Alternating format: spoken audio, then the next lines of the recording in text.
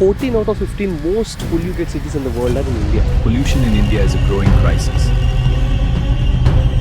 ఒకటి మన భారతదేశాన్ని ఇలా వదిలేయలేం.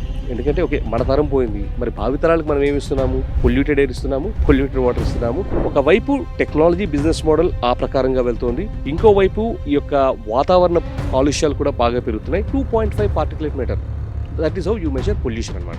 అది వరల్డ్ హెల్త్ ఆర్గనైజేషన్ ఏం చెప్తుందంటే 10 మిల్లీగ్రామ్స్ పర్ క్యూబిక్ మీటర్. అంటే ఒక క్యూబిక్ మీటర్ తీసుకున్నట్లయితే అందులో 10 మిల్లీగ్రామ్స్ మాత్రమే ఉండాలి. కానీ యూపీలో, తర్వాత ఢిల్లీలో ఆ numbers around 170. And air quality index అయితే ఆల్మోస్ట్ 400+. చిన్నపిల్లలకి ఎక్కువ జలుబు, ఎక్కువ లంగ్స్ రిలేటెడ్ ఇష్యూస్ రావడము, ఆస్తమా ఇటువంటివి రావడము, తర్వాత lot of construction work also happening. ఈ సమయంలో ఇటువంటి ఫేజ్లో ఆ యొక్క ప్రాబ్లమ్ స్టేట్మెంట్ని సాల్వ్ చేయడానికి మన వంతు పాత్ర మనము మన దేశంలోనే పోషించవచ్చు కదా. నా ఎడ్యుకేషన్ అవ్వగానే కొన్ని మంత్స్ అక్కడ ఉండి కాంటెంప్లేట్ చేశాక I came back to India. Startups అని చూసుకుంటే స్టాట్స్ ప్రకారం కూడా అన్ని సక్సెస్ఫుల్ అవుతాయని కూడా లేదు. ఎస్. సో మీకు కూడా ఆబ్వియస్లీ అప్పుడు స్టాట్స్ తెలుసుంటాయి. కరెక్ట్. సో ఏ రిస్క్ తీసుకొని దాంట్లోకి వెంచర్ అయ్యారు? సో రిస్క్ తీసుకున్నానంటే డెఫినెట్లీ తీసుకున్నాను. కార్పొరేట్లో కంటిన్యూ అయి ఉంటే శాలరీ గొప్పగా వచ్చేదంటే డెఫినెట్లీ కొన్నింతలుగా వచ్చేది. సో Jan 2024లో మేము స్టార్ట్ చేసాం ఈ కంపెనీ ఇండియన్ గారు. And our first month top line was 8.3 lakhs. Jan 2025 exactly 1 yearలో దట్ 8.3 lakhs has become. అంటే ఒక వెహికల్ ఛార్జ్ అవ్వాలంటే కనీసం గంట పట్టేది. అదే ఇప్పుడు thunder+ ultra fast charging station ద్వారా వెహికల్ 15 to 20 minutesలో ఛార్జ్ అయ్యే అవకాశం. సో ఇప్పుడు మీరు అన్నట్టు ఛార్జింగ్ టైం తగ్గింది, ఎక్కువ ఛార్జింగ్ స్టేషన్స్ ఉన్నాయి, అన్నీ కరెక్టే. వెహికల్కి ఏమైనా ఇష్యూస్ లేకపోతే ఛార్జింగ్ స్టేషన్ ఇష్యూస్, సో అవన్నీ ఎలా ఓవర్కమ్ చేస్తున్నారు?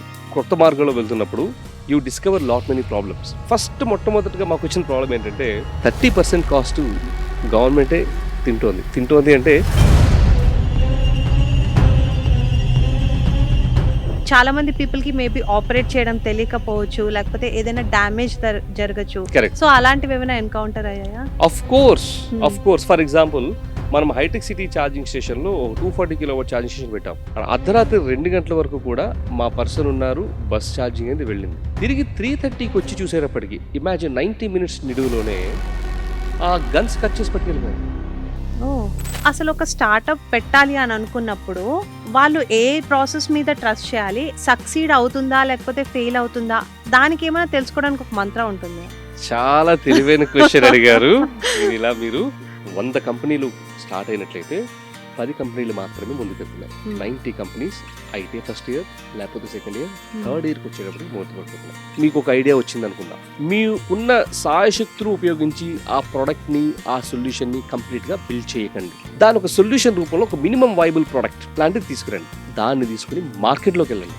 మీకు ఇన్ఫైనైట్ ఇన్సైట్స్ ఆ కస్టమర్స్ ఇస్తారు. ఒకవేళ మీ ప్రోడక్ట్ని, సొల్యూషన్ని వాళ్ళకి ఇచ్చి వాళ్ళ జోబులోంచి 10 రూపాయలు 100 రూపాయలు మీరు తీసుకురాగలిగితే trust me, you are the next Ambanis.